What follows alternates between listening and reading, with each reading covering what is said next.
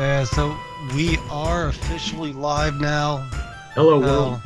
So, so with all that it is, again, since we are so new at live streaming, it's not like anyone's really watching the live stream version of this yet. But in Speaking the of which, I future, wonder if I people will can be able live to come stream it and see on the X. unedited, all this. But Daryl, you have an interesting side to you, I think, Yeah.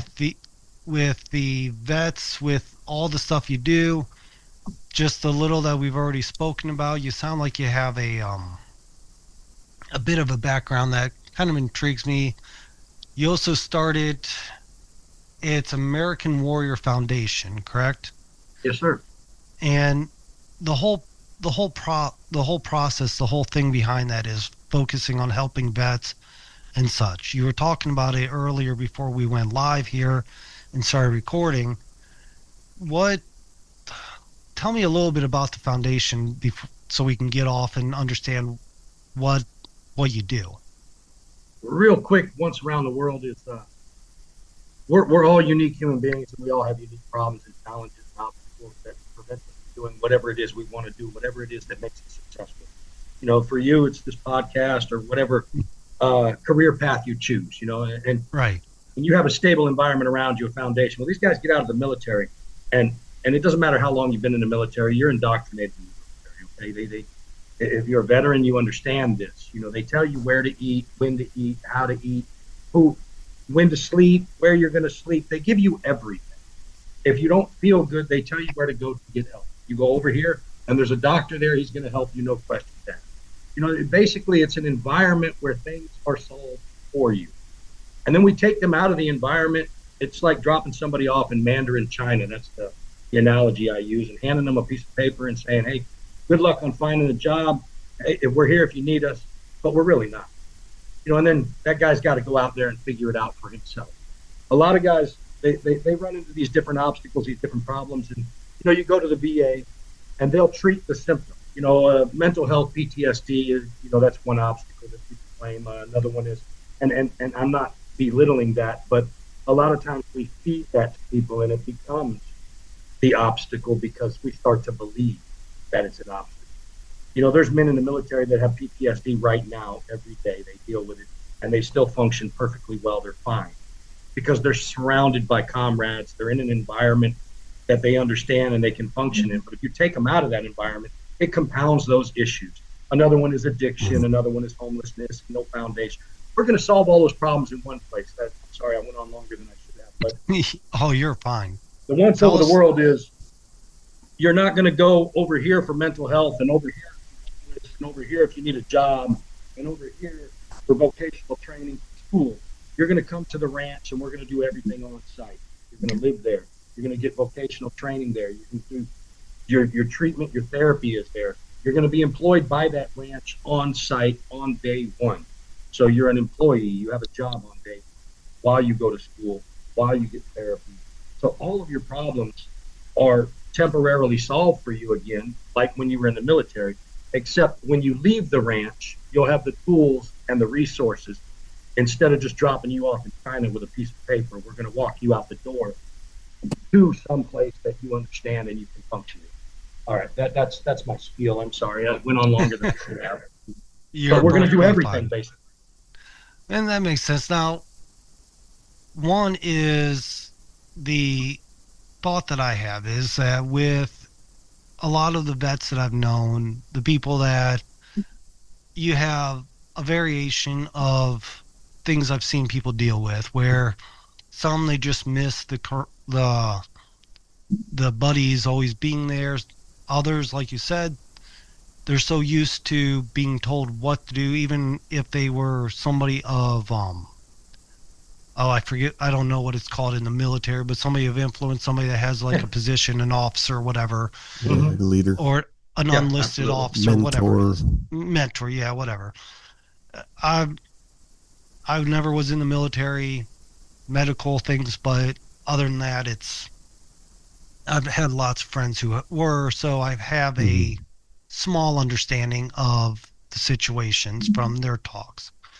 And You should tell people I was gonna join the military, but I could never with that TI could or that drill sergeant could never get in my face. I'd totally. I told my son, you better not join the military, son. You won't make it. You can't handle that stuff. I'm telling you. And he doesn't do some personalities, and I believe this personally, my whole life Yeah, is personality traits dictate career paths. yeah, Subconsciously. You have certain kinds of people that want to serve and they go into law enforcement, they go into the medical field, they go into the military, they become teachers, they become, these I don't want to call them low paying, but you're not an NFL star, for example. You're not right. a Right. superstar athlete making millions of dollars, but you're serving your community and you're Hmm. serving others around you. It's an honorable profession. I think certain personality types are drawn into those careers. And Yeah. when you take a guy out of that environment, like you were saying, the camaraderie, the esprit de corps, the environment, Hmm. you stop to function. You cease functioning. It's like if I were to take you out of your environment now, absolutely. Right. Yeah. I mean, it's why Now, feminists are so wrong when they talk about like the pay gap and stuff, and mhm. they don't realize, men do these jobs for a reason. Yeah, It's nobody's telling you no, don't do that job. no, no, they're They not. just choose it by themselves, and you choose that job all by yourself. Yeah. Absolutely. No one And told you there's otherwise. It's there's just personality. exceptions. There's Yeah. exceptions, and Right. if you can perform, just like For there's sure. male nurses. Everybody Yeah. looked funny at a male nurse in the hospital, like, oh look, Right. it used to be. Now it's more prevalent. We see a lot more male nurses in the hospital, and it's Right. okay. Yeah. If that's what you want to do, and you can actually perform to standard. I think that's the key: is Yeah. can you perform the job to the published standard? And if you can do Right. that, then oh my goodness, God bless you. Go to work. Yeah. Do whatever it is you enjoy doing, but don't become Yeah. a burden to others. And I think Yeah. that we forget that. Then it's not just veterans. I hate to focus solely on veterans as if they're the only ones in the world with problems. I mean, we all have our own obstacles and our problems.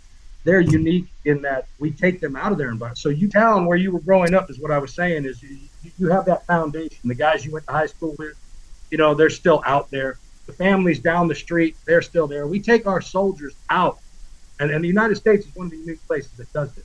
In Europe, when you join the military, you serve in the town where you came from, in the Right. little village, whatever, in that Yeah. we call them Yeah. National Guard armories, but in that armory there, you serve there. Hmm. In our military, we take you from Florida and you go to Washington State and you serve your military time in North Carolina or Tennessee, and then you get out.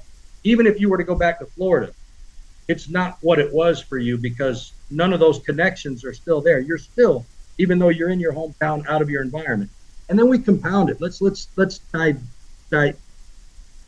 dive into the issues of family. So now the traditional male role, like for me, for example, I was the primary breadwinner. My wife was a homemaker at the time.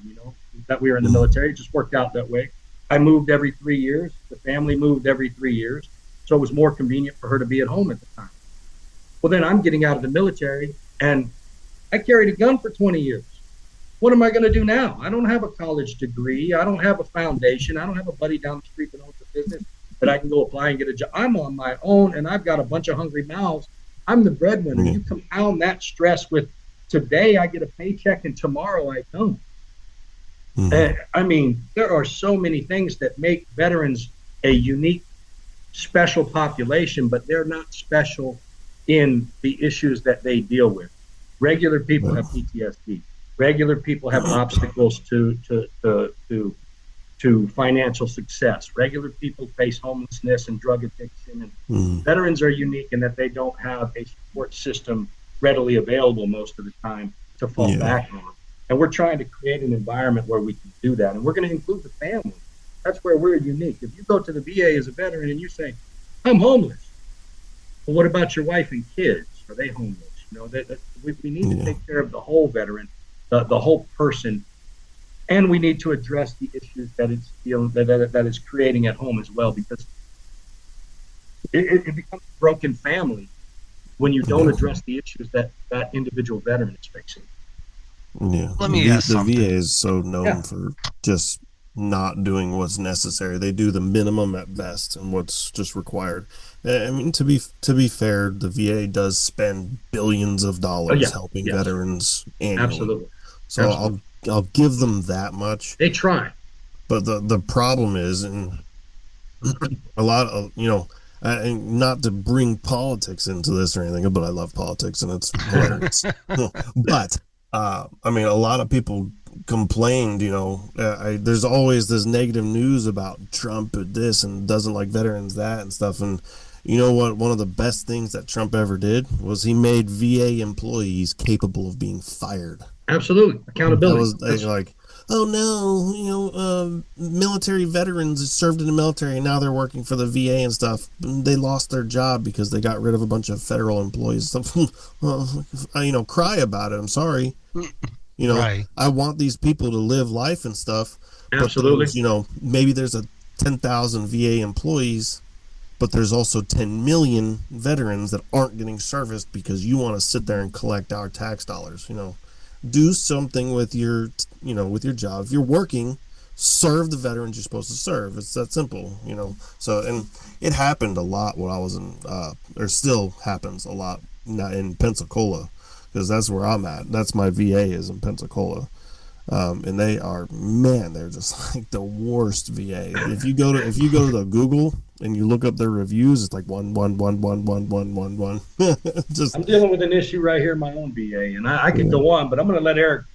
Eric wants to jump in there. He said he had a question, but I could go on. I agree with you, brother, 100%. Man, I could go on about that all day.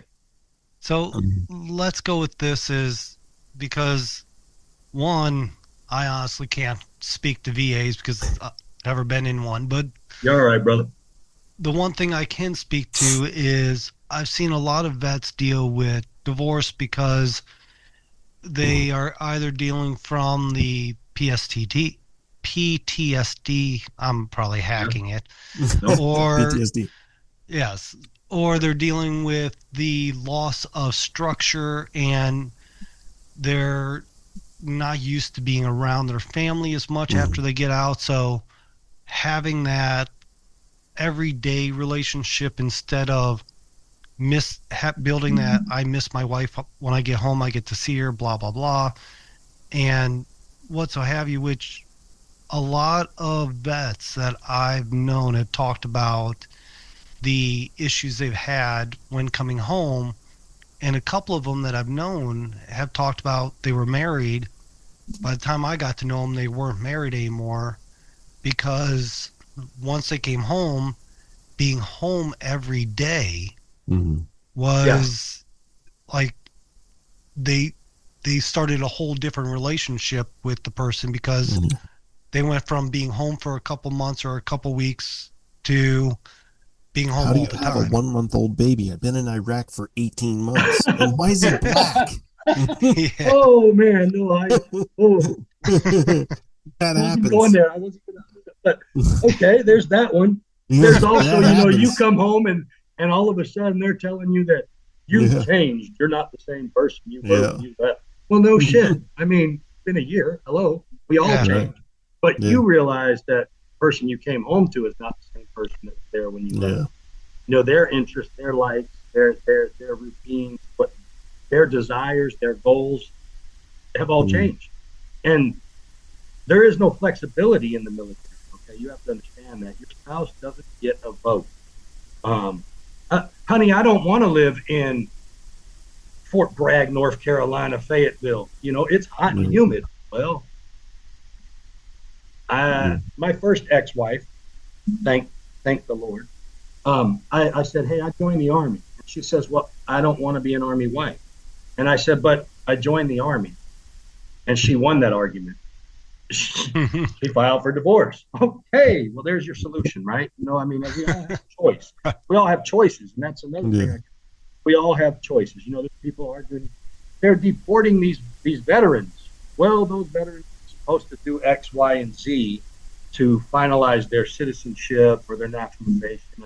You can't blame the system for doing what the system is designed to do when you fail to do what you're supposed to do. You can't blame your spouse and your children for walking out the door when you fail to do what you're supposed to do. And you can't blame me for packing my things and going out the door when you fail to do what you're supposed to do. And right now, there's a lot of failure going on, and not a whole lot of people jumping up and going, "Hey, I got a solution." You look at these nonprofits, and it's welfare. You look at the VA, it's welfare. It's all referrals to other programs. If you're homeless and you go to the VA and you're a veteran, 100% disabled, and you're broken, and you go to the VA and you say, "I'm homeless, I need a place," they're going to give you vouchers, and they're going to refer you to some place like the Salvation Army to be housed. Okay, it's a referral service. They don't have a building full of beds and a big welcome sign. "Come on in, vets." No, they're wasting taxpayer money, paying too much money a night for those rooms, just like we were doing for the illegal immigrants in New York and California, paying the hotel fee. The hotels weren't charging the minimum rate; they were charging the maximum rate because they could get away with it. It's no different with these nonprofits and these VA services. And the VA, God bless them, wonderful, wonderful people, most of them. You were talking about, all the VA employees that got fired, and, well, there's some bad apples in every bunch, and you've got to weed through that. I mean, not every apple gets to come off the tree and go onto somebody's table. Some of them have to go feed the horses. You know what I mean? So some VA employees have to go find other jobs. I'm sorry. So does IRS employees. It happens. So do military guys. Guys get out of the military. You got to go find another job. The difference is the resources available and the people that are there. The resources available to you when you get out of the military to help you and your family is a resume writing service and a 2-week PowerPoint presentation given by a bunch of successful people telling you how to be successful. Yeah, I can tell you. You can tell me all day. Tell me all day how to be successful. That doesn't make me successful. You need to teach me, show me, give me the tools and the resources necessary to empower me to do it for myself. Because you've been doing it for me. And that's the military in a nutshell. Just like any other school-age child who grows up and graduates from high school, we don't expect them overnight to have a career and a home and figure out their path and what they're going to do with the rest of their lives. It's like, "Oh, slow down, honey. You have time. You can figure it out. Don't rush into it right away." But when a veteran is getting ready to get out of the military, what are you going to do? What are you going to do? What are you going to do? Where are you going to go? What are you going to do? Yeah. And this guy's like, I'm overwhelmed. I don't know. What we want to do is change that narrative. This Coyote Meadows Ranch, the American Warrior Foundation, and these other veteran ranches that we hope to open and empower, creating a nationwide network of veteran ranches. We want to offer that as a solution to people getting out of the military. So you're a married man or a single guy, and you have responsibilities already. I mean, responsibilities don't start when you get out of the military. And you don't know what you want to do. Well, we can offer a pathway because we want vocational training on site housing, on site therapy to address those PTSD issues and the lack of health care. I got another guy, a friend of mine, who's in North Carolina, and he's struggling and he's not eligible for VA care, even though the guy was in Iraq with me and he was in Afghanistan with me. He went to both of those places with me. But the VA says he's not eligible for care. He can't get any care, not even PACT-ACT care. Because this is a guy that struggled after, and I don't want to get into his personal, but after he came back from Afghanistan, he struggled while he was in the military, and he got a DUI, and they put him out of the military. And it has followed him and it affected him, and he can't get a job. He can't get any VA benefits because of the type of discharge they gave him. They hurt him, intentionally hurt his future. They knew what they were doing, and they did it anyways. Now we have to work on upgrading his discharge. The guy served his country honorably. He made a mistake. It wasn't even, everybody makes a mistake. I got a DUI. When I was a child, I was 18 years old, I got a DUI. I was in basic training, I got a DUI. I learned from my mistake. I am 50-something years old. If I open a beer, I do not touch car keys. In the 40 years, I've learned my lesson. That's rehabilitation. I didn't need to go to jail. Nobody needed to ruin my future and destroy my career, hurt my family. All of that didn't have to happen for me to learn that lesson. And that's my point. Is we go too hard sometimes on each other instead of lifting one another up as fathers, as men, as husbands, as partners, even as strangers. Eric, if you were in need, I would try to help you with something just because it's the right thing to do, and we don't do that anymore. That's why I started American Warrior. It's the right thing to do. These guys are out there. We all know it. We know they need help. We know the VA system is broken. We know that the nonprofits are taking the money and putting it in their pockets and buying their beach houses. It doesn't take 20 years to pay off some mortgages when you have hundreds of millions of dollars. How many mortgages? I could have paid off almost every mortgage in this country. I could pay off every veteran mortgage with $100 million. Are you kidding me? There's a lot of stuff. Why in 20 years, why is that not solved? Here's another one. Warriors are not being wounded in great numbers anymore. Why do they still need money? Yeah. Why are they not solving any problems? Where is the return on my investment? Where are the veterans who have been empowered and are successful? Not the ones on TV who are saying, I still need wounded warriors, and I still need Tunnel to Towers. I need somebody to give me some free stuff so I can sit here and wait to die. Yeah. Because I have no purpose. I have no direction. I have no motivation. I have no camaraderie. I have no freedom for it. You give men those things, veteran or not. If you give men those things, and women, they have the same needs and desires and goals and wants as men.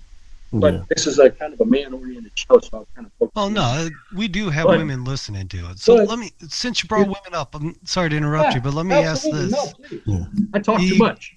You're perfectly fine. Trust me, I ramble enough myself, so it's not a big deal.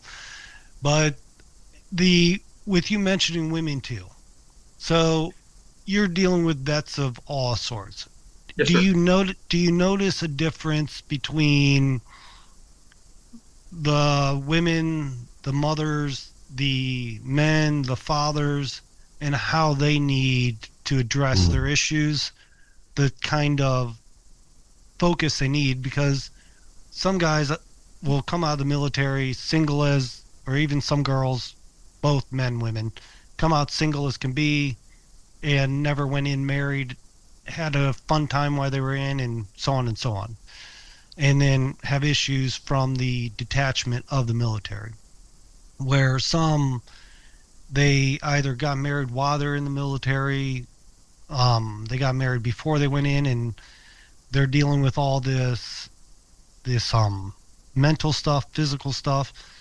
Do you notice a difference in how between the just single men that are coming out and what they're focused on and the things they're dealing with versus the men that have families and such, and even the difference between what the women are going through? I can speak from my own experience and talking to married, single, just veterans in need right now. I can't speak for the veterans that are successful, that have had no issues, but I can speak to the ones that have had problems. And I'll tell you, the women, the female veterans, they're the right words are escaping me, but they're more independent. They isolate themselves even more. They're less likely to tell you that they need help or reach out for help, and they're less likely to trust you. You know, that it's not even military sexual trauma or any of that. It's just, I go back to that personality type, the type of female veteran. You know, the type of female that goes into the military personality, and then her experiences in the military, and when she gets out of the military, they become, from my experience, more independent, more resolved to do it themselves, to not ask for help, to not be trusting.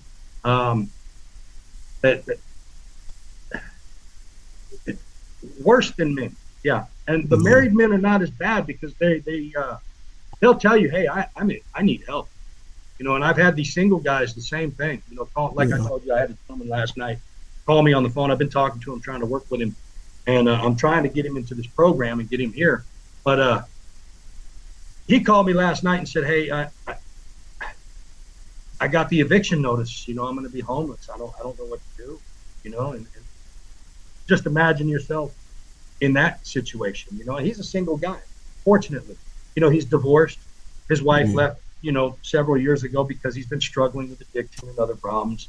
And so it just affects him physically right now, but emotionally and financially, this affects him, his ex-wife, his children. You know, it's a compounding need, and there's nobody to step in there and solve this problem. You know, the nonprofits out there are just going to refer him somewhere to somebody, to some homeless shelter, to some food service. And the married veterans are much different because I think it's the hey, I've got kids, I've got a family. You know, they're ready. I mean, those guys, to be honest, are more likely to be successful because we go back to that foundation, that structure, that support network is there. Even though it's local and it's small, it's there, and it's empowering. And when you know somebody is counting on you for their next meal, or to put a roof over their head or over your own head with them, if that is a healthy relationship and both partners are working together to make that work, then you're more likely to be successful. So I see less families than I do single or former married veterans. A lot of these guys are divorced. I know 2 guys right now are inpatient VA facilities in different places in the country right now, and they're both divorced. Mm-hmm. Their wives left them after they got out of the military. So a lot of it is after the military. We talk about the divorce rate in the military. I'd be curious if somebody did a study for the military divorce rate after leaving service. I think it would be shocking compared to the divorce rate. Yeah, I think me personally, I think a lot of the stuff that happens like that, like divorcing and divorce rates, I mean, there's no real single individual cause to a lot of it. I mean, so for one, there's high levels of independency propaganda, just flooding social media of, even military social media where they're like, join the Air Force and this and stuff like that, or join the Army, and and then some of those other nonprofits even. I mean, they target. I'll be honest, they target people that haven't joined the military yet and are going to. Yeah. That way, it gets into their mind for when they join, and then later on. So they basically are building a long-term customer base, and they do that on purpose. And they basically propagate them with this independency mindset to where the idea of family for so long kind of breaks down, and it kind of makes you like, I don't want it. So and then the other thing that kind of plays into it is, and this is not really on purpose, this is kind of an accidental thing, is the military. When you're in the military, you move, right? So you join a unit, you become, or a squadron or whatever, a team, you become part of that unit. Your spouse becomes part of the local key spouse community right there locally. Yes. And then next thing you know, bam, orders. You know what I mean? No more roots, no more foundation, right. No more support network. Everything gets uprooted and moved. So when you do that enough times to people, they start getting this mindset. So one of the, me in my civilian job that I do now, we get these, we call them contractors. They're guys that, I'm in aviation recruiting and stuff in the civilian world. So when you get these guys that will, when they leave the military, they just contract. They don't stay in a job for more than a year. And granted, it's, a certain lifestyle. You do make big bucks, but they never go anywhere. They never build any roots or foundation. They never get above being an aircraft mechanic. That's it. They're just always an aircraft mechanic forever, for 40 That's all they years. want to do. They don't ever become a supervisor, a manager. They don't ever grow their salary, their benefits, their 401ks, and nothing. They have no retirement. They end up 65, 70 years old, still knocking at my door for a 6-month contract. Now, granted, I don't handle those types of stuff anymore because I worked for a different type of company. We don't do contracts, but I used to. And I mean, I get 65-year-old guys that have been running rivets and drilling holes inside of airplanes for 40 years, and they're just looking for the next gig. They don't care where it is either. It could be in Germany, it could be in Montana. They don't care. I got my RV, the environment. I'm gonna jump in it and go. Yeah, you become a product of your environment. They become they this used to say nomad. that about the gang kids. You're a product of your environment. I'm a product of my environment. Look, to an extent, we all are. All right, if you grow up in Bel Air, you're a product of that Bel Air environment. If you grow up in Compton, you're a product of that Compton environment. it's not a negative or a positive connotation. It's a fact, a reality. Right. You know, when we address it as like the climate, like the weather, as an input instead of an excuse, Mm-hmm. then we can Yeah. understand where people are coming from. You're right. You know, we used to call Yeah. it the E4 mafia in the military. Yeah. Those guys that don't want to go anywhere. I They don't don't wanna go want to be anywhere. in charge. Me and my wife were talking about this last night. I don't want to be in charge. I don't want the responsibility. The extra $200 a month isn't worth it to me. Right. I'll stay right where I am until I Yeah. have to leave. And Yeah. then for me, the military moved me every 3 years without fail. Yeah. I mean, even when they didn't need to, they moved me anyway. Right. It was, I Yeah. appreciate it. But When now, if that I'm happens, anywhere, you lose that foundation concept, yeah, the concept of sitting still, building a foundation, and taking I what you start to get have and building claustrophobic it after better about 2 and years. more and more. Yeah, they lose that concept of family, my home, network, neighborhood, community. They lose all that because Foundation, you yeah, give oh it up yeah. every 2 years, so they don't even care. They don't even try anymore.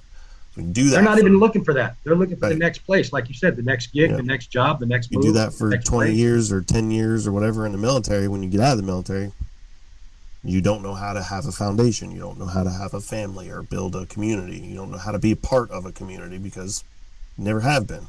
So, And when you live like that, you're only one car problem away from becoming convicted. You right. know, I mean, we go right back to that same guy I was talking about who called me last night. He lived that same way. You know, he was doing Uber. His car broke. He only had, you know, his disability to pay for the car. Well, he used the disability to pay for the car. He can't pay for the rent. He's got Right. no foundation. He's got no support network. He's got nothing to fall back on. There's nobody there. There's nothing to catch him when he falls. And then they end up on the street or they end up hopeless. Yeah. And you just compound the problem even more. And now, you know, you add in the fractured relationship with this guy's family. It ain't going to get better. You know, another guy in North Carolina is homeless. He's got family. He's got people there. I hate to say that, but he's got people. They won't help him. They don't want anything to do with it. Yeah. You know, they've said, you know, forget it. You know, we've tried and we can't help you anymore. You're on your own. I mean, when do we give up on them? That's not what we're supposed to do. These guys served. We're supposed to help if they want the help. And you got the guys sitting on the street corner with the sign saying, "Please help me." Yeah. And the VA is across the street. I can bring you here where I live, and I can show it to you. You know, the VA is like huge campus right across the street. There's guys standing there, veteran. I'm veteran. You know, please feed me. I'm hungry. Right. Why don't you just go to the VA? Well, because there's requirements, because there's restrictions, there's rules, there's can't do this. Got to do there's, this. I call them obstacles to care. There's obstacles to care, whatever those obstacles are. Mm-hmm. We're going to break all those obstacles down. We open the doors and we don't put requirements on people that serve our country to become successful if they want to be successful. Yeah. We bring them in, and therapy is on site at the community center. Vocational training is on site at the community center. Employment is on site. We'll have different income streams in order to pay for this. So we do away with the nonprofit model in 3 to 5 years altogether. The ranch becomes self-sufficient because the veterans work the ranch creates profit, the profit pays for the program, and then the veterans graduate from the program, they go out and start their own ranch, they bring on 10, 15 veterans on their ranch, and they start this program there, and then we do it over here, and we do it over here, and we do it over there, and before you know it, we've got a network of 200 veteran ranches, and that's you know, 2,000 open seats for vocational training. That's 2,000 beds for homeless veterans. That's 2,000 jobs for unemployed or underemployed veterans. That's opportunity, man. That's empowerment. That's future. That's how you secure the solution to the overwhelming compounding issues that veterans face, PTSD, TBI. Well, these guys are broken. They're angry. They can't keep their family stable. They can't keep a job. They can't. But the only thing that's changed is yesterday they wore a uniform and today they wear a T-shirt. It's not a different person. Nothing has changed about this guy except where he goes to work every day. Yeah, I know one of the biggest obstacles. Oh, sorry. I'm going to step away for a second to the refrigerator. I need another drink, if that's all right. Yeah, go That's ahead. fine. No problem. So Yeah. correct me if I'm wrong, and a Yeah. lot of what I'm hearing sounds like a lack in from your experience, maybe you can help me out, but it sounds like a lot of lack of connection between the veterans when they come out. Hmm. And because from one thing I heard is the people that have families when they come out, they kind of do better if they haven't gotten divorced. And Mr. Pancake, maybe from your experience, you can tell me because you went in, got married while you were in, I believe you told me Yeah. before, and you've known people that came out with all this. Sorry, the one of the cats. Cat. We have Yeah. three Cat. cats. Cat. Meow. We have the Mhm. twins and a Siamese. Yeah. So, but Yeah. the I lack of would say, connection and such. yeah, I would say, like when you're in the military, um, a lot of the stuff that happens and a lot of stuff that you do is like as a group. I mean, hell, I mean, one guy, one guy not even hanging out with any of us. If you're a 300-man unit, one guy goes out, gets drunk, gets a DUI, gets in trouble, gets arrested. The next day, him and the other 300 people in the unit are in their dress blues standing in the parking lot, sweeping the parking lot, or at attention for 4 hours. You know what I mean? His mistake was ours. We were everything. Everything was our network. And then the Owning the problem. military, the military and a couple other, like nonprofits that the military and government hires to do these things, say they help prepare people for that transition to become into the civilian sector. So a lot of problems that happens, these men become, their fathers and families and stuff. So when they get out, their wives look at them, they're like, this guy's useless. So a lot of it does harbor, uh, bad feelings and negative outcomes and stuff like that, and divorce and so on and so forth. Because if your wife or spouse doesn't look at you with butterfly eyes anymore, it's kind of like, oh well, she Yeah. kind of loses that interest in you, and that easily happens if you, as a man or a father, lose your value. And one of the ways that happens is because your value was a team of your unit and network. As you're separating from the military, they're like, oh, here, go to TAPS class. It's called TAPS class. Yeah. Here, this is how you write a resume. And they just give you one and they're like, yep, that's it. And then they Yeah. go, here's your LinkedIn account. And they basically like sign you in and they go, okay, that's it. And then There's the job board. Search for the here's your job. capstone folder. Here you go, Yeah. that's it. And they don't actually ever teach you how to do any of it. Or So, even what you want to do. right. Most Yeah, guys don't yeah, even know yeah. what they want to do by that Right. point. Right. Like when you separate from the military, like for me, I was a weapons mechanic. Yeah. Like they put bombs on planes for a living. You do that in the civilian world, you go to prison. So it's not a thing, You can't do that in the civilian world. Exactly. So what I had to learn how to do was get outside of my sergeant mindset. I was no longer a sergeant. I'm not a boss or a king or a chief or a big bro, and I deserve this six-figure salary because I served military and all this other stuff. And Yeah. that's what they also do that. So they drive this thought and A feeling of mindset entitlement. into your head, telling Yes. you you're some superhero and you deserve the six-figure salary and all this other stuff. Meanwhile, they don't teach you how to get it. They kick you out into the world. So when you're out there, you're going, I'm never gonna apply to McDonald's. I don't want to go work at AT&T. It took me about 3-4 months. I started to go, that's bullshit. I went and applied for AT&T. I got a job at AT&T. I worked there for about 3 months. I made about $4,000 a month selling phones, so it was a pretty decent job. Back then it was 2019, so the inflation since then is like, but Yeah. so 4,000 a month was not too terrible coming straight out of the military selling phones. Not a bad gig, but I also got another job recruiting for a small local aviation job, and I kind of fell into that on accident just because I basically went to Indeed and got a side of my own ego, and I was like, apply to everything, even if it was $5 an hour, I didn't care, applied. So that accidentally put me in in connection with this company, this recruiting company, and that's where I got into recruiting. And then after a while, I was like, Well, I mean, this is something I kind of wanted to do because I had the same aspect or same problem. Nobody tells you how to separate and go from here to there. They just say go do it. So Yeah.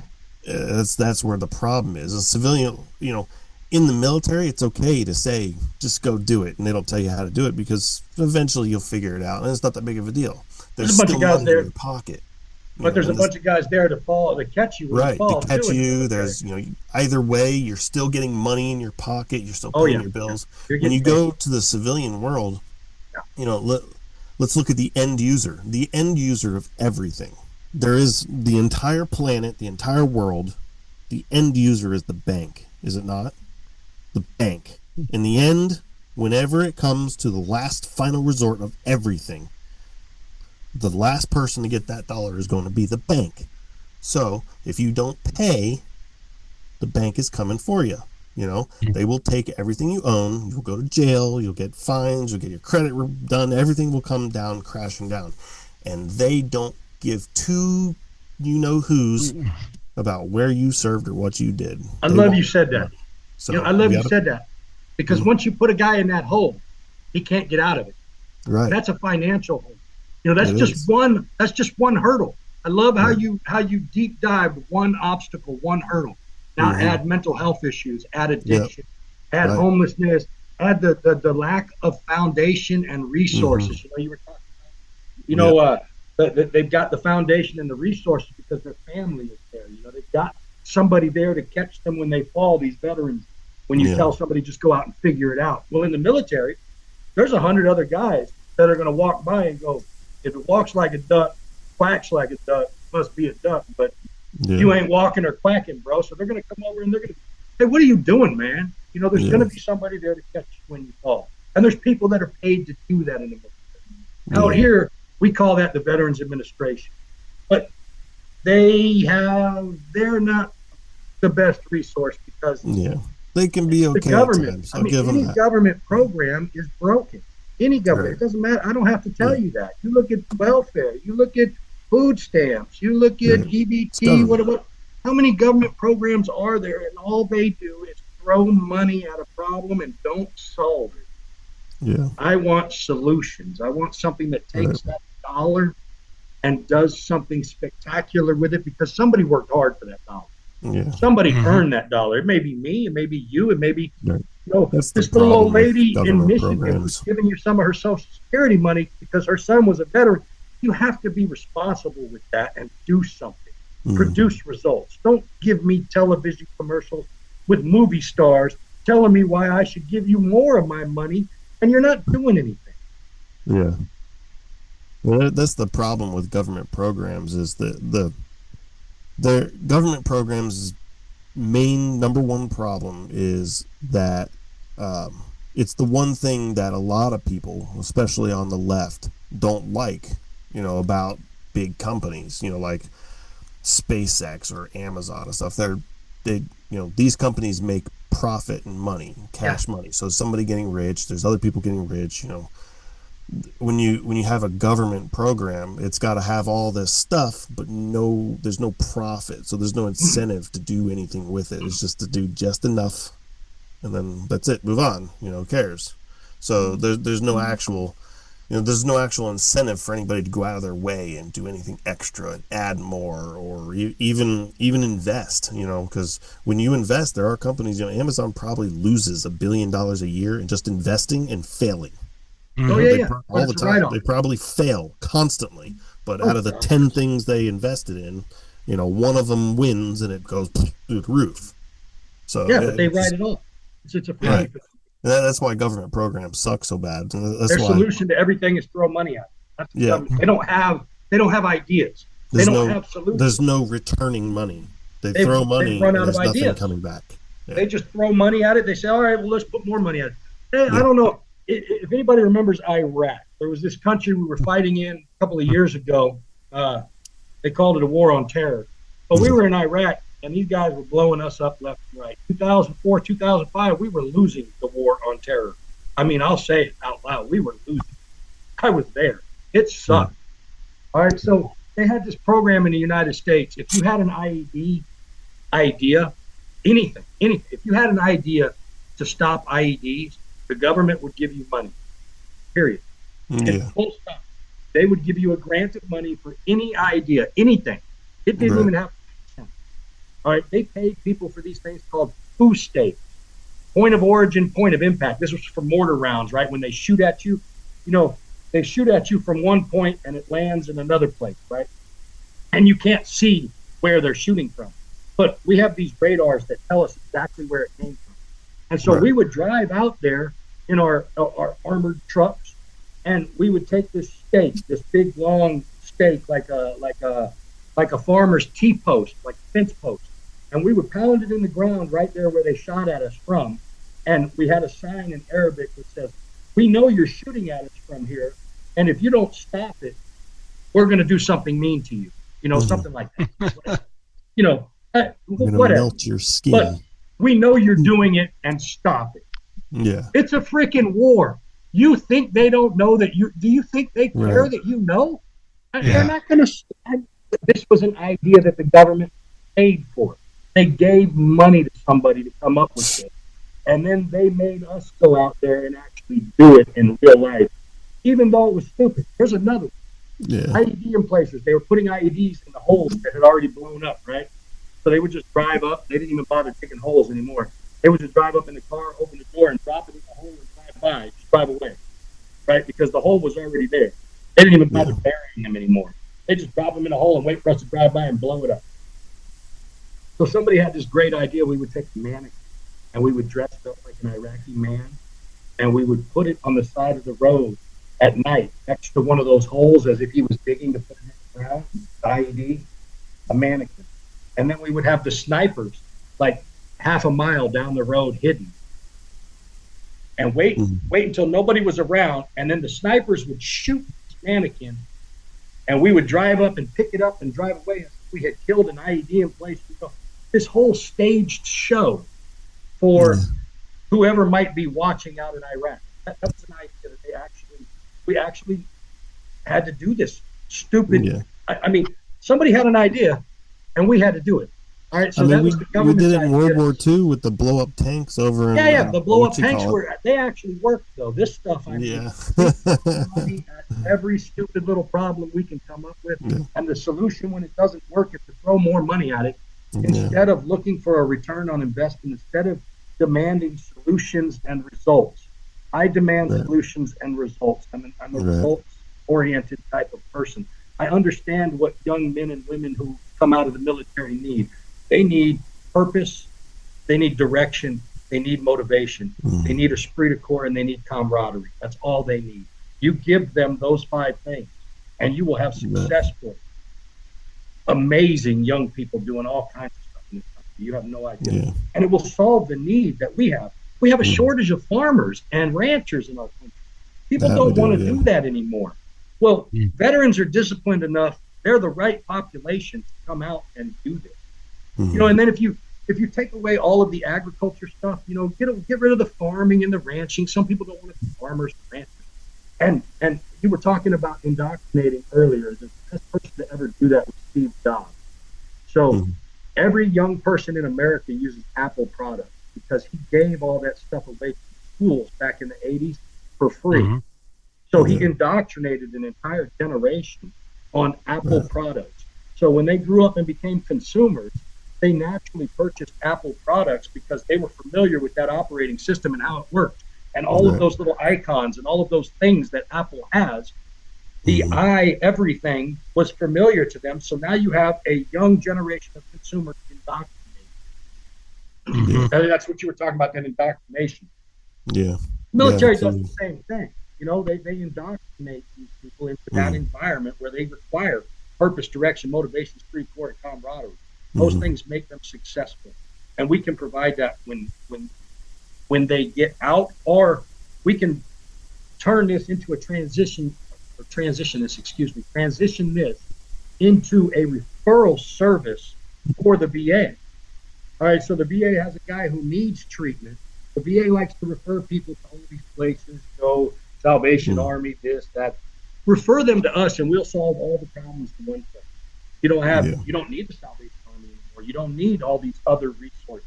If you just Right. solve the problem in one place, Yeah. and that's our intent, is build these small communities around the country. But like I was saying, you get rid of all the agriculture stuff, take that off, and do like Steve Jobs. So we put a 70,000 square foot high capacity data center on site.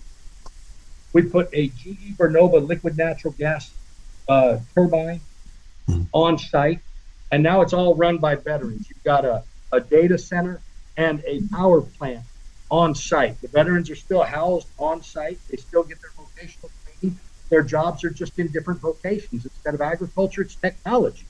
You know, now you've got high tech jobs, and you have a pathway for vocational training for these veterans to become integrated into high tech jobs out into our community. In the society. Yeah. You could do the same thing with construction and manufacturing. Whatever needs to be made in Iowa, for example, widgets need to be made. Somebody needs to make widgets.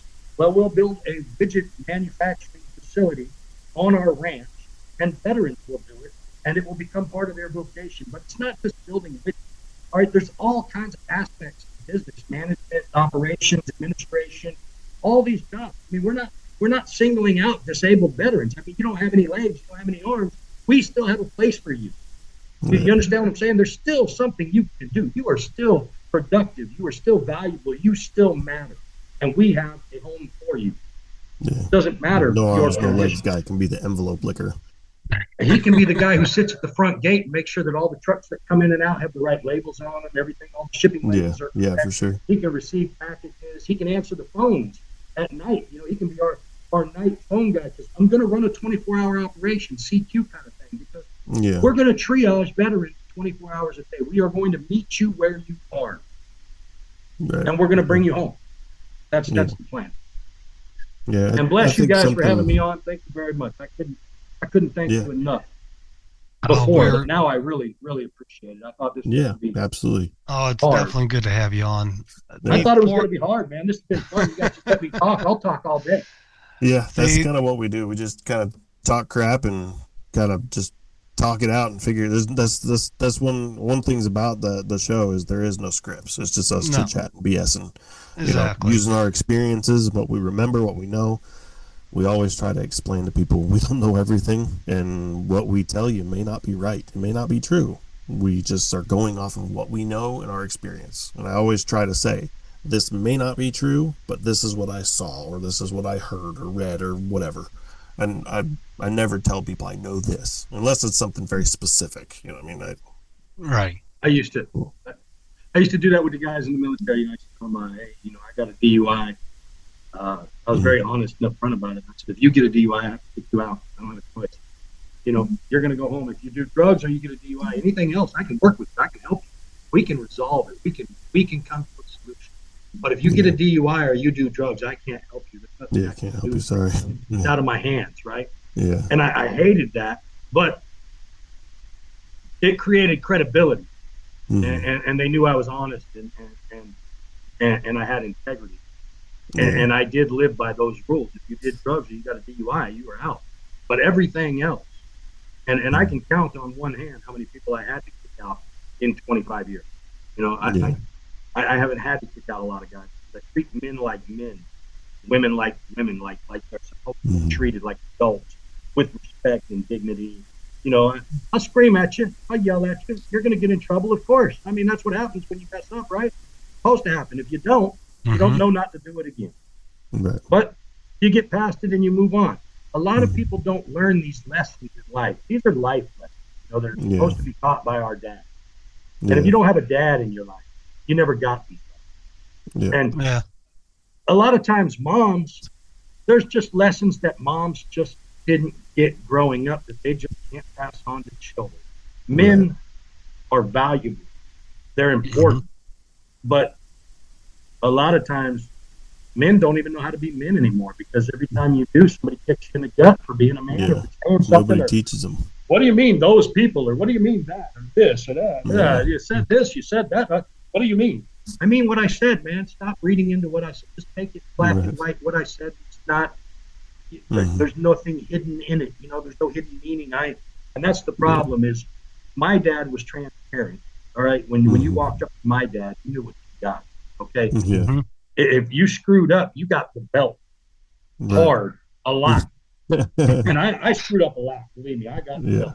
So, That's how but my stepdad was too. Same thing. Very clear, very transparent, very straightforward. loving, He, loving, strong yep, hands, capable yep. of anything. That's something the Superman. military doesn't also like promote or teach. No, A lot of these young guys when they come in, they do stupid things like they get married so they can get yeah, to the BAH first stripper or they find. right, and they don't teach these young guys about traditional family values and moralism and traditionalism and you know how to live with integrity and stuff like that. So a lot of them, you got to teach young guys how to manage and control that stuff.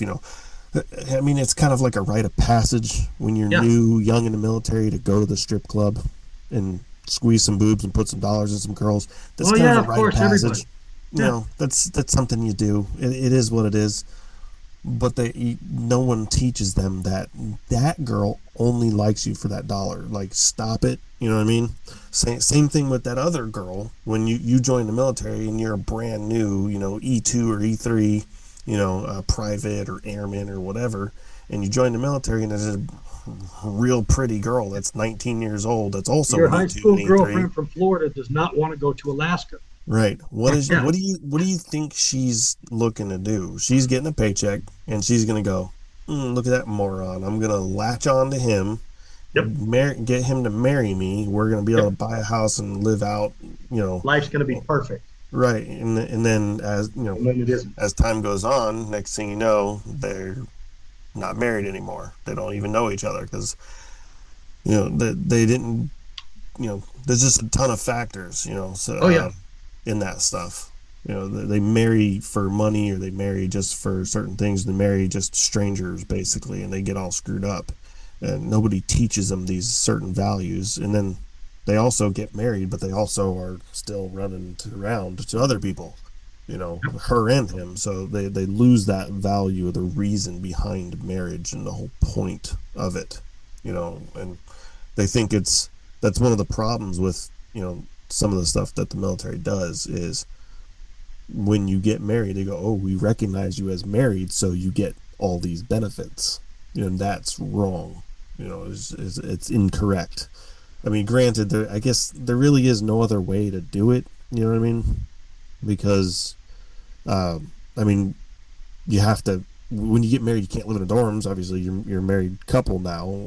So you're not gonna live in the dorms no more. So you got to have a way to go get a house or apartment outside. So they have to incentivize you by giving you extra money. So there's got to be a way, but We used to that's teach it that's in part of the basic training. problem is marriage shouldn't have anything to do with what the government is giving you. It should have to do with marriage, and that's a problem. Well, That's that's a societal issue, though. I mean, that mhm, goes into the greater society problem, it is very much. of mom and dad not setting the right example and not teaching the right morals and values to their children. But in the military, they used to address it. In high school, we used to teach civics. So you actually understood how your government works. Yeah, What is your government? Who makes Hmm. up your government? How does it work? We don't do it anymore because we want people to be dumb about that. But we they don't even stopped teach teaching the people how to write Constitution. checks. You don't use checks anymore, so Yeah. there's no need to teach people how to write checks. But When they stopped teaching the Constitution in school, when? It was right? 90s, wasn't it? It was the majority of schools in the U.S. Some schools and counties, trickled it into almost the late '80s, but it was right after the Vietnam War, right in Really? the '70s. The federal government no longer made it a requirement, and like 90% of all counties around the country just removed that as a non-essential class because it costs money. It's part of what's wrong with this country. Yeah. You got a bunch See, of and people that don't even know how Mhm. it works. Yeah. as a homeschooler, I'm teaching my son. He has history. He's doing American history, Hmm. literally starting all the way back to Marco Polo, and we're Hmm. using He's 7 years old, so we're using the Tuttle twins history to start it off, Yeah. and then as he gets older, we'll do others. But Absolutely. like, you can't see it. I have a replica of the Constitution, the Gettysburg Address, the Bill of Mhm. Rights.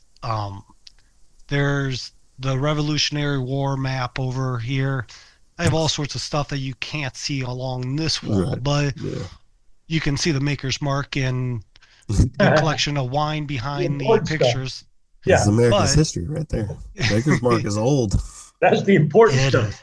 It is. Maker's Distillery is like hundreds of years old or something like that, isn't it? They are. I even have a signed bottle on the top shelf, and it's kitty tail. I had but the fact is you did state this, that families in schools are not teaching things before they even get in the military. Mhm. True. And a lot of, here's the one thing that has me thinking is, a lot of this conversation has been, the military doesn't do this, the military doesn't do this. And you know, for quite a bit I heard people talk about, oh well, when you send your kid to college, they're going to be influenced by the professors, are going to be, the same thing happens in the military. Yeah. Mhm. Now, I've known people, or I've known people who told me stories. Like I said, never been in it, just know the people that's, where there's been people that's gone into the military with a solid rock foundation and never drank, never did any of the outrageous stuff that you always hear about that's so common in the military. Mhm. Yeah. Came out and was married, had 3 kids, ended up starting his own business, doing all this stuff, and Mhm. their parents gave them a solid foundation. And what I wonder a lot is the people that come out of the military with no connections, with addictions, with a lost purpose. Are these factors of being in the military, or are these factors of how they were raised? Because, like I said, the people I've known, one guy, he hadn't talked to, last I talked with him before he disappeared, he hadn't talked to his family in decades. Yeah. Um, I've known a few others. I dated a girl like Mhm. 30 years ago that she couldn't connect with her family. She disconnect because she didn't have a good connection before she went into the military, and all she wanted was to go back in. Right. And I remember Because she had we that went on a connection. date. We Yeah. went on a date on Friday. Guys missing Once. combat. Yeah, well, we went on a date on Friday. Sunday, she told me, "Hey, I'm leaving tomorrow for my new. I just re-enlisted," and Oh, she wow. said, she basically said she couldn't live outside the military. Yeah. And to me, that's making me now think a lot, because I have 2 kids. I'm obviously talking to quite a few people with kids. Is it really the military doing this? Because colleges do it. I think There's it's all sorts of stuff. Or is it I think there's 3 things. I think there's Yeah. three Right? things, 3 factors. Yeah. I would You know, say one of it's them is multiple. environment. The Yeah. other one, of course, is the foundation, the family foundation that they're raised in. You know, you've got a strong foundation. You know, That is a big factor. yeah, Big time. because it's harder to steer somebody in the wrong direction if they have a proper upbringing, a strong foundation, if they have the correct morals and values that were instilled young by their parents. It really is hard to steer them in the wrong direction. But the military environment, college environment, I mean, Mhm. those environments are famous for steering people the wrong way. I mean, Mr. Pancake talked about it. You know, it's a rite of passage to go grab some boobies and drink some beer. Right. Well, it's the same thing in college. I mean, it's a rite of Mhm. passage to go chase freshmen and go to the club, the bars, you know, to go to the after parties after the games. And Mhm. so environment plays into it. And I think strong foundation is your greatest defense, if you will, to that Yeah. environment. Yep. I agree absolutely. And I I had think a if you, third point, but I can't remember it right now. So I'll let you guys. I think if you took 1,000 guys Yeah. and you started them, from birth, and then you built all 1,000 of them with the most awesome traditional family foundation, mother, father, loving, the perfect life all the way up until they're 18, and they became the most generally conservative Christian, traditional style men. They went into the military. You'd probably get about 10% of them who would falter. The Yeah. other 90% would come out of the military solid foundation, Absolutely correct. same, I mean, perfectly fine. The majority of the problems definitely stems from the prior to the military. Just things like the military doesn't help it. You know what I mean? Because yeah. all of the things that they basically take.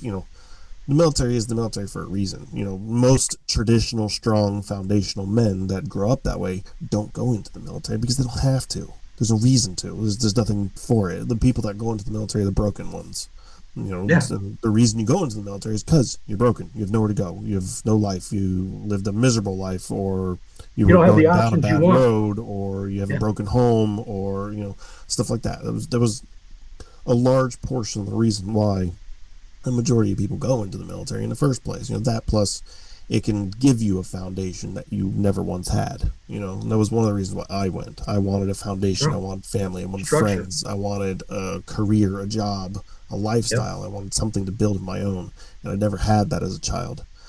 So Yep. that's kind of why people do that. So the people that go in the military, is the problem with the military is they don't kind of support the issues that they cause in addition to. You already have issues and problems, obviously. They do give resources, but one of the problems with those resources, they go, there's a resource over there if you want it. Yeah. Go That's help as far as they yourself to it if go. you want to. They go, it's over there. It's there if And you need it. right, it's there if you need it. It's over there. And no, they also kind of propagate the idea that if you go, uh, all those 10 people over there are going to make fun of you for being a loser. So Kids are going to spit on you at the PX. That's what I was right, told when I they was kind of growing do up. that. They don't mean to, but they do. You know what I mean? It's the same thing Yeah. with the sexual assault and stuff like that. Why reporting is so limited, because part of the way they propagate that is by being, it's very important that you report your sexual assault. So when they overdo it like that, It's everybody in being the made. unit's going to be like, "Oh, you're that chick." Yeah, so nobody, Well, so you become kind of negative towards it. So that's one way they propagate the negativity towards it. And then the other is, some of the stuff that happens is one thing that I heard explained to me. And this was from a spouse, yeah, and it made 100% sense. So you get deployment orders, right? They're 1 year in Iraq or wherever you're going, right? So now, 3 months prior, for the most part, most family men, if you're a man with a wife and two, say father, wife, two kids, whatever, right? You're, for the most part, going to kind of try and teach your wife to do this and do that, pay this bill, pay for that bill, make sure this and make sure that, fix this and do that, get all these things that you would normally do, and get her to be able to do them on her own without you there for the next year. So you work for 2-3 months trying to get her to do that. She gets proficient at it, but she's not perfect. Now she's got a year of you not being there. So eventually she gets proficient at it, right? Now she's doing everything as if you're there, but you're not. So she's doing literally everything. The only thing that you're doing is cha-ching, the bank account goes ping, here's $1,000, or ping, here's however much money you get paid every month, right? And that's the only indication that you're even in existence was ping, bank account hits money. That's it. So because you're in Kuwait or Iraq or Afghanistan or whatever for a year, you're far, far away on the other side of the freaking planet, and you have no indications or connections to your wife. So now, a year later, after your wife has basically lived an entire lifestyle, done everything without you, and is now used to it, accustomed to it, built on this foundation of you not being there.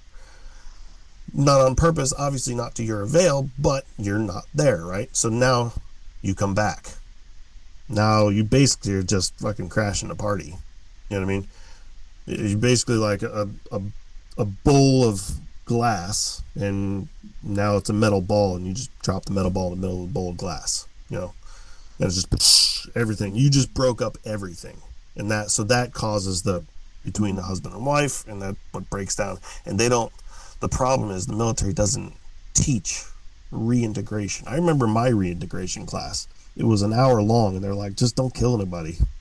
they're like, yeah, don't rape anybody, don't kill nobody, don't go get a DUI. You good? You good? Okay, see ya. I do have to play devil's advocate, though. Right. I mean, in defense of the military, the institution, it's designed to fight and win wars. Correct. I mean, at the end of the day, the military, and that goes back to what I was saying before, don't be mad at the system for doing what the system is designed to do. Right. It's either you or there is some stopgap thing that needs to be in place that is fair, but don't blame the system. Yeah. It's not the VA's fault. Yeah. It's not the military's fault. It's not the government's fault. Sure. It's not the veterans' fault. It's Congress's fault for being Congress simply because they're Congress. It's the system that we have, and it's the best system there is, in the free world. I mean, most other countries don't even have what we offer, as far as service and after service, post service, including the incentives during service, education, all those things. But my point is, the system isn't perfect, and it wasn't designed to do the things that it doesn't do. It does what it was designed to do very, very well. And the VA too, those programs do very well when they're effective for the people that they do treat. I mean, if you tell a veteran, the VA sucks, 90% of those guys are going to cuss you out. They're going to fight you. They're going to argue, and they're going to defend their VA to the bitter end, bro. They love the VA. I love my VA. I love the VA. And I'm having problems with my VA down the street. They're not doing right by me right now. But they're awesome. It's the best system that exists. However, there is a need that isn't being fulfilled. There is a population that isn't being treated. There is a special group of individuals that need something different. So stop throwing money at programs that aren't working, and let's try something that does. And if it doesn't work, well, then shut it down and try something else. But let's work on return on investment. And right now we have a solution, and I think it works. Well, I know it works myself. But I think if you get it going real big, I think it'll be something. Yeah, I mean, we're going to fill it's a great idea for the government and for us. Now, advance 12 months. Let's say I graduate my 10 veterans, my 12 veterans, and they're on their ranches and they're starting out, and then we go to the government. And let's say the VA buys in, the Department of Defense buys in, the U.S. Department of Agriculture buys in, and the Small Business Administration buys in. Then this is an unstoppable government program, man, because the Small Business Administration will stand at the end of graduation with entrepreneurial opportunities for these veterans to open their own ranches. Hey, here's your small business grant or loan to start your ranch and get your facility going. We don't need nonprofits. We can do what the system was designed to do, the way it was designed to do. Small Business Administration exists to do exactly that, but they're not doing it. And we can put them in position to do that. The U.S. Department of Agriculture, they're fragmented, they're fractured, they're not focused. We had this egg crisis. If we had 2,000 veteran networked farms, we could repurpose those eggs. You understand what I'm saying? The U.S. Department of Agriculture could reach into that network and say, we need all of your eggs. And that network of veteran ranchers and farmers who've already served their country once, more than willing to serve their country again. You could stopgap any product. Hey, we need more wheat next year. You have 2,000 veteran farms that you can leverage. We need, hey, there's going to be a citrus shortage. There's going to be this. So forecast your problems in advance and use your resources to solve them. And if we create a network of ranches and farms, or a network of technology ranches, that's what I call it, it's just a tech ranch. If we create these network ranches, then it doesn't only support the farmers, the veterans, or agriculture. It supports the government, the nation as a whole, because we fill workforce gaps and shortages. We Mm-hmm. fill critical needs across the nation that may need to be produced, manufactured, or grown. And those opportunities can exist if we just put a little bit of effort into getting this started. Absolutely. So let me ask this then. Yes, sir. So after we've been talking for about an hour and 15 minutes, hour and 20 minutes, somewhere around Yeah, about I'm going to there. have to cut it off here in a minute. I'm sorry, guys. Yeah, I kind of figured that time was getting to that point. So Yeah, I got another appointment in a little bit. let's do this. You obviously have a good program going, and Thank you. it sounds like it needs as much support as it can get so it can keep growing. Where do you want people to go to find you, to find information about what you're doing, and where they can actually help out? We've got a website, www.amwarriorsfdn.org. I got a little paper here. And I'll make sure that's in the show notes as well, so people I've got can. this little paper. It's got the address. Perfect. So, and then we're on social media. We're on X, Truth Social, Instagram, Facebook, TikTok, YouTube, AM Warriors FDN, or American Warriors Foundation. You can Google us. Bing, not so much. And you can find them in my followers because I follow them on because all you're the awesome, by platforms. the way. It's because you're awesome. You guys are both awesome. I really appreciate you. I'd like to do this again. Maybe I won't talk next time. I just, Oh, you're welcome to come back on again. It's been a Yeah, for fun sure. conversation. Mr. Pancakes, where do people find you if they want to find out something about you, about the Yeah. American Liberty Foundation, and what so have you? Yeah, so obviously the normal pancakeswithyourdad.com is still up and running. I'm obviously not as active on it anymore just because I'm actively trying to work the other side of it. But I'm still there, still every now and again, sharing back and forth between the accounts. So, pancakeswithyourdad.com, you can find all the social medias, Truth Social, Instagram, X, Facebook, Yes. and LinkedIn as well. we are friends. And yeah, we are connected and friends on almost, I think, all of them.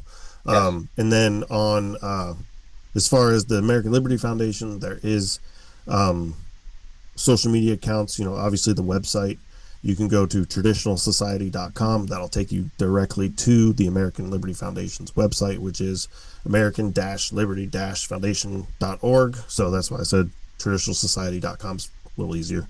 But you can go right to that website. There's plenty of there's 2 courses. There will be plenty more. There's plenty of resources. So if you scroll down, you'll see a resources page. I save all the resources. They're all downloadable. They're all information cards. You can read them, use them, tell people about them, share them, whatever you want to do. But definitely go to our social media, Facebook, Instagram, X, or Twitter, Truth Social, and LinkedIn as well. Donations are wide open, please. We had one lady donated $200, and because she donated $200, I think it was like 2 weeks ago. When she donated that $200, I had already had a software, but it was the free kind of version, just enough to kind of get me going. She donated $200. I immediately used that $200. It cost me $199, so I got an extra $1, but whatever.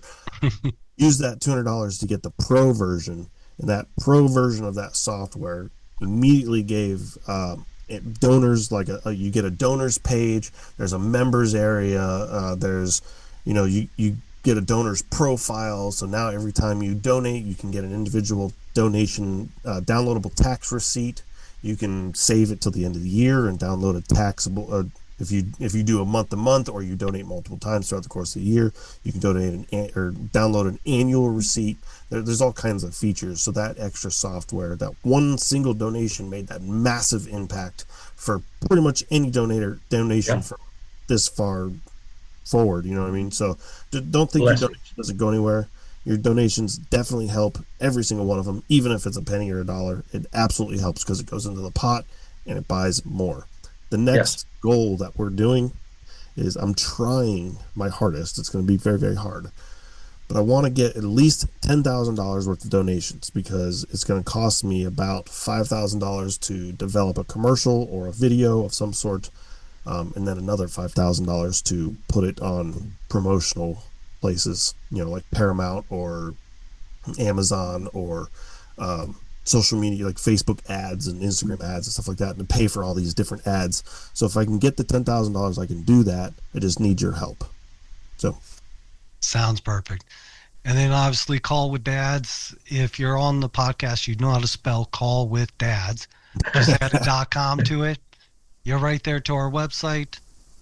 It's the same thing on almost every social media we're on. So with that, we appreciate y'all listening. Daryl, thank you very much.